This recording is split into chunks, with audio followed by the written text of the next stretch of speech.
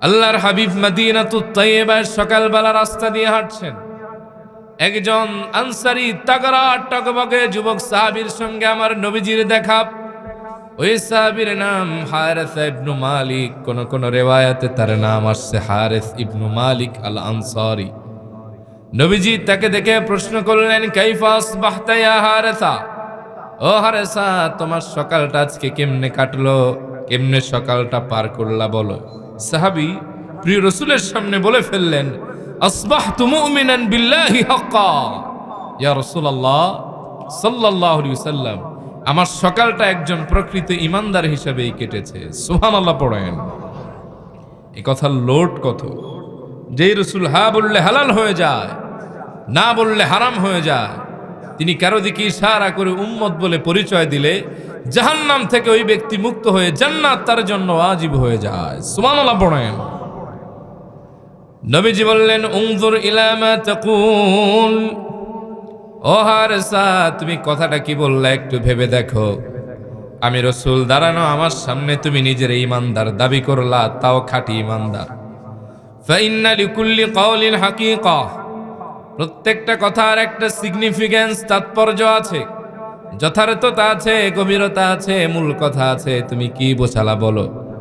সাহাবী হারিস ইবনে মালিক বললেন, ও আল্লাহর হাবিব, কদ আসাফতু নাফসি আনিদ দুনিয়া।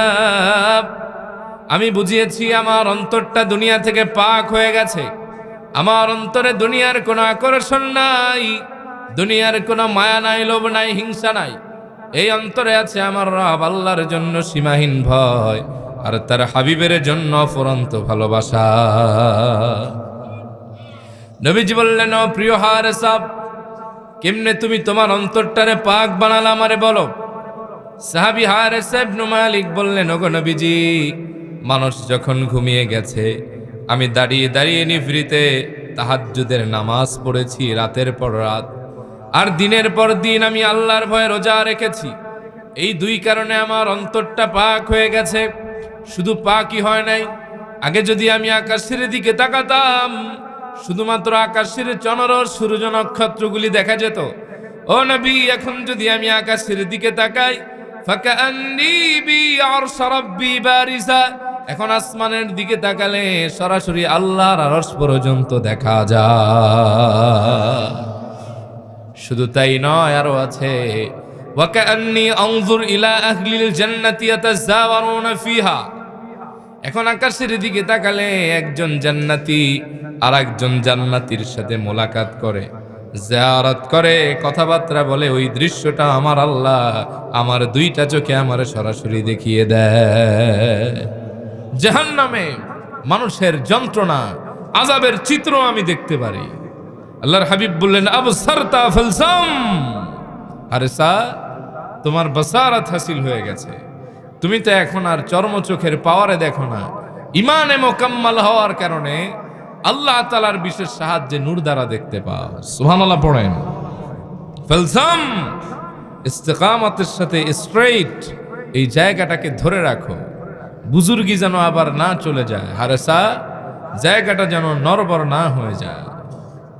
হারিস ইবনে মালিক দেখলেন আমার জন্য একটা সুবর্ণ সুযোগ বয়ে যায়। রহমতের নবী, তিনি আমারে ইমানের সার্টিফিকেট তো দিয়েই দিয়েছেন। এই সুযোগে আমি রাসূলুল্লাহর কাছ থেকে একটা দোয়া কবুল করিয়ে নেই।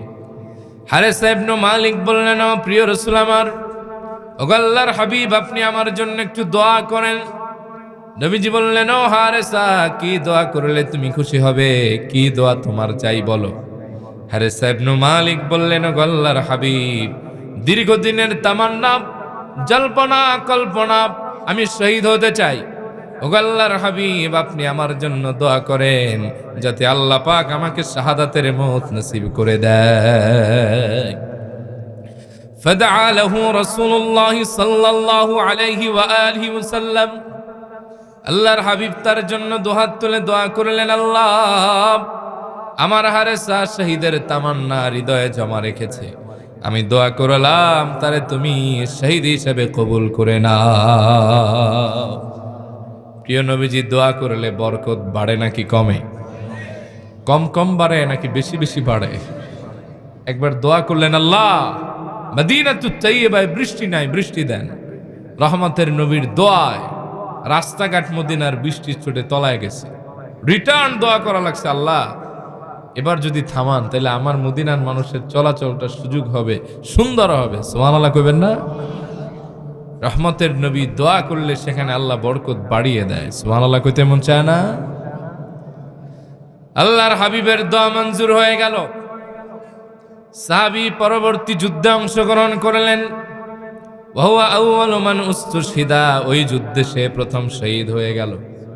প্রথম শহীদ হয়ে সাইয়্যিদুশ শুহাদার খাতায় তার নামটা উঠে গেল।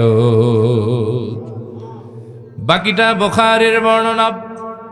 তার আম্মা উম্মে হারেসা তার শাহাদাতের পরে আল্লাহর হাবিবের মোবারক দরবারে চোখ ভরা পানি আর বুক ভরা ব্যথা নিয়ে আগমন করলেন।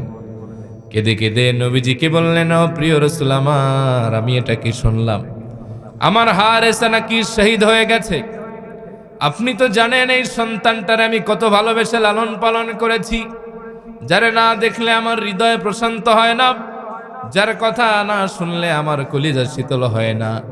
এই সন্তানটা ছিল আমার চক্ষু শীতলকারী সন্তান। ও নবী, আমার সন্তানটা আমার রেখে চলে গেছে, এটা নিয়ে আমার কোনো অভিযোগ নাই, কিন্তু আমি একটা জিনিস জানতে এসেছি, আমার আদরের সন্তান হারেসা কি জান্নাতে জায়গা পেয়েছে নাকি অন্য কোথাও পড়ে আছে, আমি তো জানি না, আপনি আমারে জানান।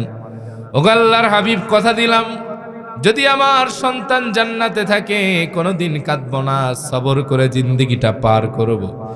আর আমার সন্তান যদি জায়গা না পায় জান্নাতে, অন্য কোথাও পড়ে থাকে, আমি মা দরদির গোটা জিন্দেগিতে কোনোদিন আর চোখের কোনা শুকানো দেখবেন না, সন্তানের মায় অনবরত শুধু কেঁদেই যাব। আল্লাহর হাবিবে কথা শুনে কিছুক্ষণ চুপ করে রইলেন। এরপরে বললেন, হারেসার মারে, জান্নাত তো আর একটু নয়, আরদুহাস সামাওয়াতু ওয়াল আরদ, ওই জান্নাতের বিশালতা হলো জমিন আর আসমান। হারেসার মা, জান্নাতে তো স্তর আছে, ক্লাসিফিকেশন আছে, হায়ার ক্লাস আছে, মিডল ক্লাস আছে, লোয়ার ক্লাস আছে। তবে হারেসার মা, তোমার জন্য একটা সুসংবাদও আছে। চোখের পানি মুছে ফেলো। ওয়াল হারিসু ফিল ফিরদাউসিল আলা, আমি দেখলাম তোমার হারেসা জান্নাতুল ফিরদাউসের সর্বোচ্চ মঞ্জিলে অবস্থান করেছে। মা চোখের পানি মুছে ফেললেন আর হাসতে লাগলেন।